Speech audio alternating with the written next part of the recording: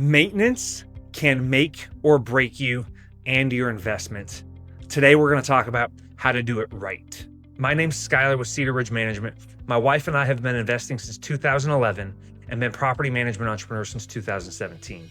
I'm excited to share with you lessons learned so you can have less stress and more profit in your rental portfolio. Let's kick it off with a story, and this is real life. So last year, a tenant calls in because their toilets were backing up. They had a septic at their house, and the sewage was coming up the toilets. It smelled bad. It was gross. Carolyn, our property manager for that property, called them, triaged the issue, had a septic professional come out and fix the issue. It was over $5,000 to fix this issue. The great thing about this is the owner didn't pay a dime, and neither actually did the tenant. So we're going to talk about the things that make maintenance management successful and the things that can really kill your returns as an investor.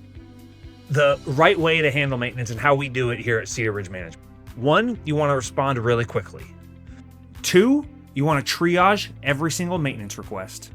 3, when you work with a property manager, you want to have a maintenance limit so they can respond to maintenance things really quickly and get them fixed to keep the tenants happy, to keep the tenants in the property. And then 4, you want to verify that the work is done right. And we're going to dive into each one of those one by one. So respond quickly. People expect a very quick response in 2026. So you want to respond quickly to give great customer service, but you also want to respond quickly in case there's an emergency that needs to be dealt with right away.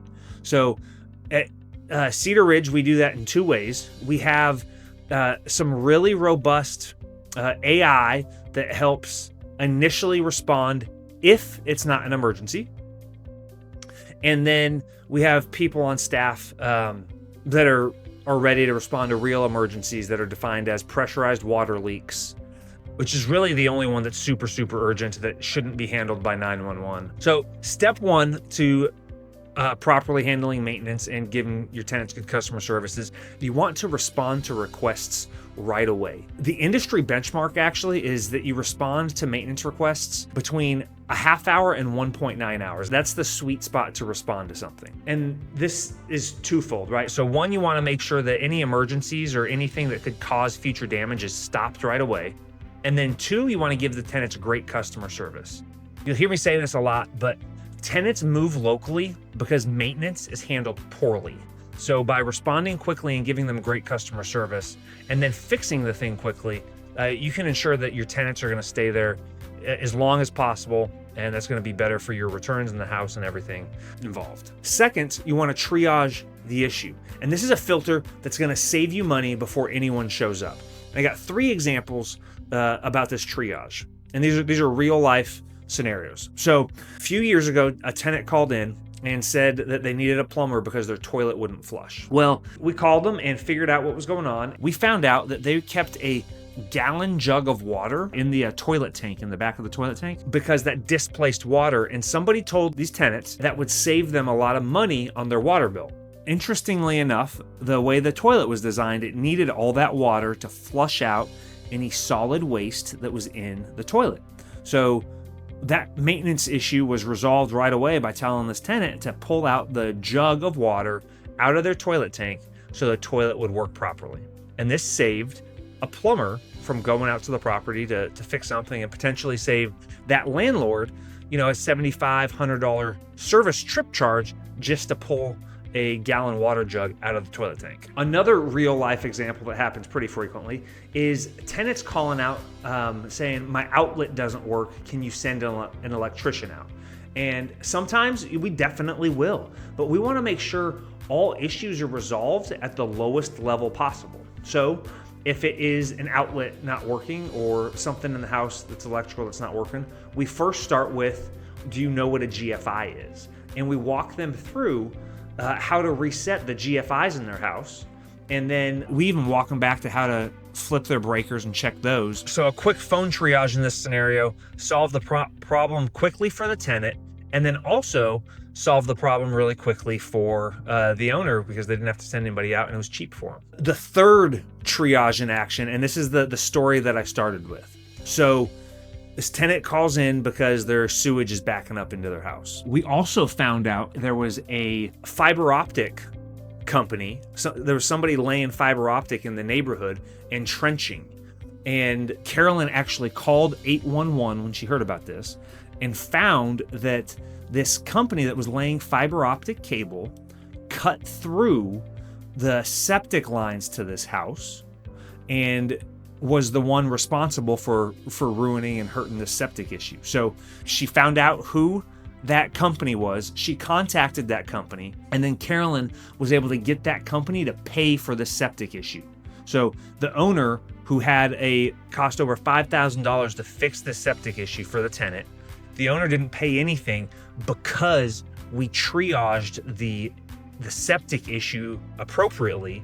And Carolyn is phenomenal. She gave great problem solving things to the table and got this issue fixed for no money to the owner. And that's what triaging does to your maintenance portfolio. You don't want to just fix everything right away. You want to figure out what's going on, who is at fault, and then can it be fixed at the lowest level possible, or to hold the right person accountable for that maintenance issue. Another thing in the tenant space, if a tenant is responsible for something, like let's say we triaged that ground fault interrupter, the GFI, and they said they did everything, and then an electrician comes out and the electrician just has to push a button to fix the issue, the tenant's going to be charged for that trip charge because they are the ones that should have fixed the issue. Step 3, the $600 rule. So if you work with a property manager, there's probably going to be some kind of maintenance limits that they have where they fix everything below a threshold, and then they ask for your input above a certain threshold.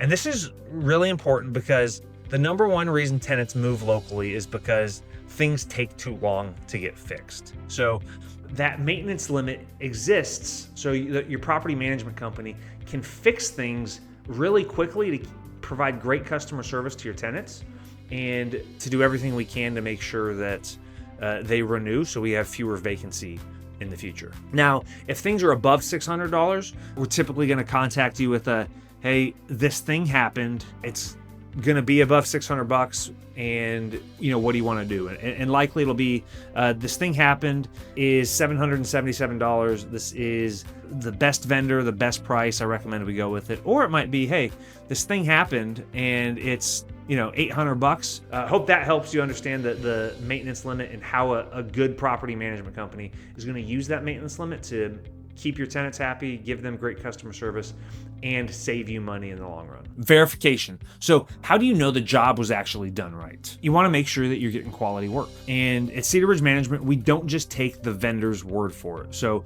we have the vendors, depending on what the issue is, submit photos.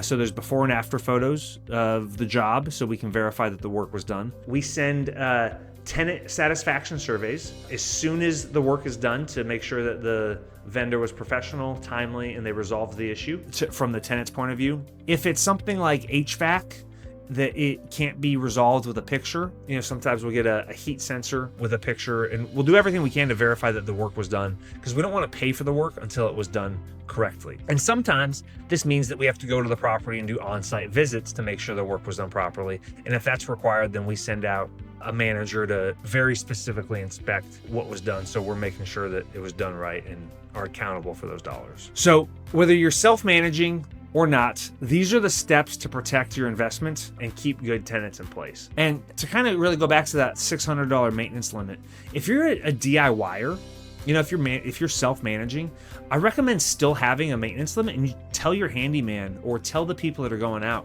if it's under this threshold, just fix it while you're there, because you don't want to be bugged at work with a bunch of things. You don't want somebody go to the house, figure out what needs to get done, come back, ask you for approval, and then go back, because stuff like that just makes everything more expensive. I hope this was helpful for you guys. If you're ready for a professional to handle all your maintenance calls, please reach out. We would love to figure out if we're a good fit to work with you guys. You can contact us at cedarridgemanagement.com/contact. If you want less stress and more profit, that's definitely what you should do. God bless you guys, and look forward to talking to you soon. Take care.